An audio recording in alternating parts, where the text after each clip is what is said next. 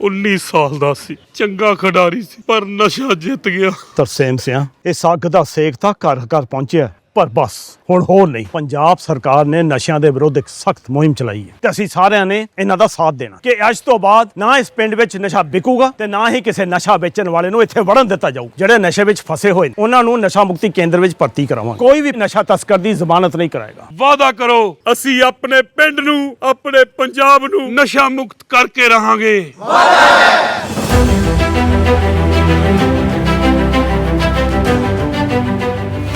मोदी ने फिर कराया सियासी ताकत का एहसास। एक झटके में तोड़ दिया इंदिरा गांधी का महा रिकॉर्ड। नेहरू के महा रिकॉर्ड की पहले ही कर चुके हैं बराबरी। एक रिकॉर्ड तो ऐसा जिसे कोई तोड़ भी नहीं पाएगा। नरेंद्र दामोदर दास मोदी। बीजेपी की प्रचंड जीत के बाद देश की सत्ता संभाल रहे नरेंद्र मोदी ने जब पहली बार साल 2014 में प्रधानमंत्री पद की शपथ ली थी, तब किसने सोचा था कि पीएम मोदी की ये जीत सिर्फ एक ऐतिहासिक जीत नहीं, बल्कि ये जीत एक शुरुआत है। एक ऐसी शुरुआत जब यही मोदी देखते ही देखते लगातार तीसरी बार देश की सत्ता संभालेंगे और सत्ता संभालते ही इंदिरा गांधी का महा रिकॉर्ड तोड़ देंगे।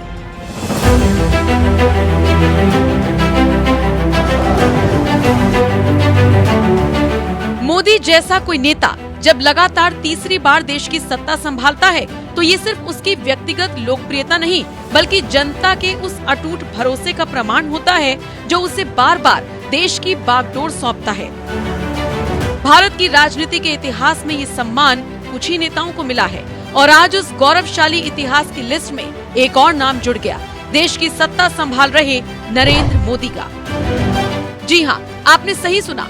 25 जुलाई को जब पीएम मोदी मालदीव के दौरे पर थे, उसी दिन पीएम मोदी ने देश की पूर्व प्रधानमंत्री इंदिरा गांधी का रिकॉर्ड तोड़ दिया। वो भी कोई ऐसा वैसा रिकॉर्ड नहीं, लगातार सबसे ज्यादा दिनों तक देश की सत्ता संभालने का महा रिकॉर्ड।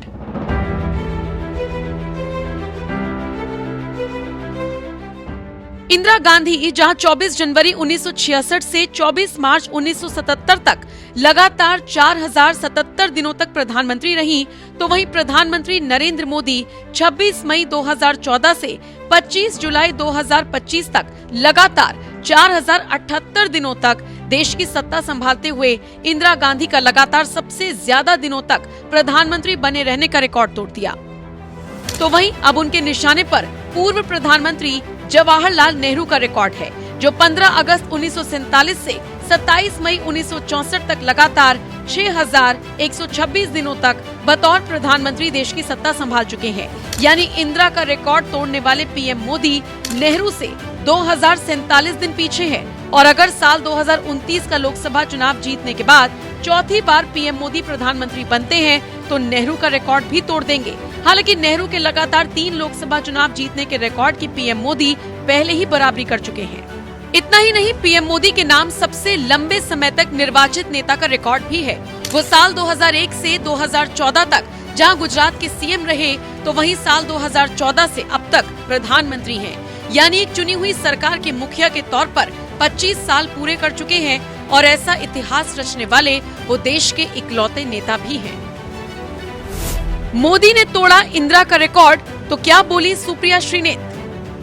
पीएम मोदी ने लगातार सबसे ज्यादा दिनों तक सत्ता में रहने के मामले में जैसे ही इंदिरा गांधी को पछाड़ा, कांग्रेस नेता सुप्रिया श्रीनेत जैसे बौखला गई और सोशल मीडिया पर एक ट्वीट के जरिए अपनी भड़ास निकालते हुए कहा, सर्वप्रथम तो अकल से पैदल भाजपाई और घुटने में दिमाग लिए चरण चुंबक ये जान लो कि इंदिरा गांधी जी कुल 5835 दिन तक प्रधानमंत्री पद पर रही।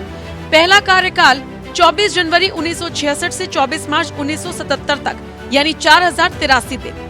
दूसरा कार्यकाल 14 जनवरी 1980 से 31 अक्टूबर 1984 तक, यानी कि 1752 दिन। कुल अवधि 4083 प्लस 1752, मतलब 5835 दिन। पर जरूरी ये नहीं कि कौन कितने दिनों पद पर रहा, जरूरी ये है कि पद पर रहकर उन्होंने किया क्या।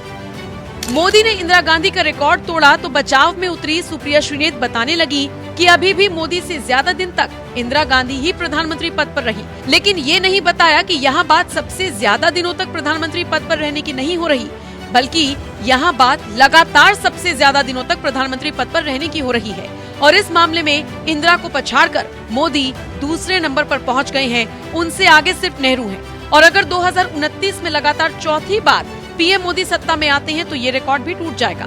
वैसे आपको क्या लगता है, क्या पीएम मोदी 2029 में नेहरू को पछाड़कर लगातार सबसे ज्यादा दिनों तक प्रधानमंत्री रहने का रिकॉर्ड बना पाएंगे? अपनी राय आप हमें कमेंट कर जरूर बताएं। साथ ही साथ बीजेपी प्रवक्ता सुधांशु त्रिवेदी ने प्रधानमंत्री मोदी की इस उपलब्धि पर क्या कुछ कहा, वो भी सुन लीजिए। प्रधानमंत्री श्री नरेंद्र मोदी जी के कार्यकाल की निरंतरता के 4078 दिन पूर्ण हो गए। इसके द्वारा श्रीमती इंदिरा गांधी जी के कार्यकाल के रिकॉर्ड को पीछे छोड़ते हुए जवाहरलाल नेहरू के बाद सबसे लंबे समय तक निरंतर प्रधानमंत्री के पद पर रहने का जन विश्वास, जन आशीर्वाद और राष्ट्र की निष्ठा से युक्त यह कार्यकाल का रिकॉर्ड बनाने में जो प्रधानमंत्री जी का योगदान रहा है, उससे हर भारतवासी हर्ष का अनुभव कर रहा है। जहां एक तरफ पूर्व के जो दो प्रधानमंत्री हैं उनके कार्यकाल में निरंकुशता के काले अध्याय रहे, तो यहां विकास के स्वर्णिम अध्याय रहे। और प्रधानमंत्री श्री नरेंद्र मोदी जी जन समर्थन के द्वारा चुनकर आकर प्रधानमंत्री पद पर आसीन होने वाले प्रधानमंत्री हैं, जबकि इंदिरा जी और नेहरू जी दोनों पहली बार जब प्रधानमंत्री बने तो जन समर्थन के द्वारा नहीं, परिस्थितियों की अपरिहार्यता या परिस्थितियों के राजनीतिक दांवपेच के बीच में से बने थे।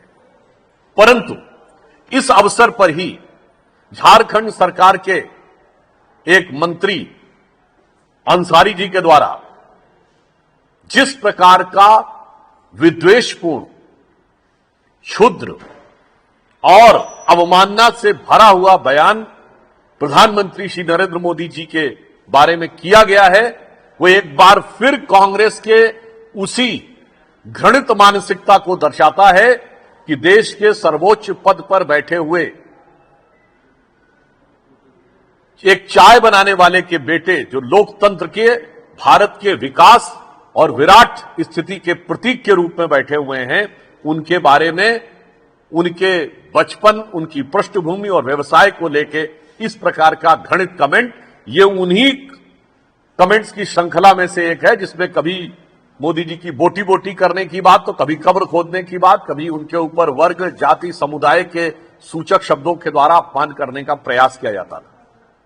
परंतु यह घटना सिर्फ एक अलग नहीं है, यह कांग्रेस की एक सुविचारित योजना का हिस्सा है, क्योंकि कांग्रेस के नेता प्रतिपक्ष श्री राहुल गांधी जी हमेशा से प्रधानमंत्री श्री नरेंद्र मोदी जी के बारे में बहुत अशोभनीय,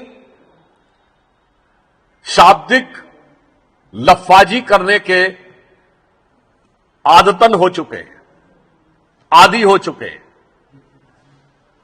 और यह उनकी गरिमा के तो प्रतिकूल है ही, भारत में संविधान की मर्यादा और राजनीति की मर्यादा को ध्वस्त करने का एक उदाहरण है। आज तालकटोरा स्टेडियम में राहुल गांधी जी द्वारा आदतन फितरतन जैसे बोला जाता है, उसी प्रकार की जो बातें बोली गई उसके ऊपर हम स्पष्ट करना चाहते हैं। 4 पीढ़ियों तक भारत के पिछड़े वर्ग की आकांक्षाओं का हनन करने वाले, उसका दमन करने वाले कांग्रेस के इस प्रथम परिवार के सदस्य राहुल गांधी जी आज एक मुखौटा लगाकर अपनी चुनाव में हुई हार की खिसियाहट निकालना चाह रहे हैं। हम राहुल गांधी जी से पूछना चाहते हैं कि आज उन्होंने कहा कि विश्वविद्यालयों में कितने प्रोफेसर किस वर्ग के हैं, तो श्री राहुल गांधी जी ध्यानपूर्वक सुनिए।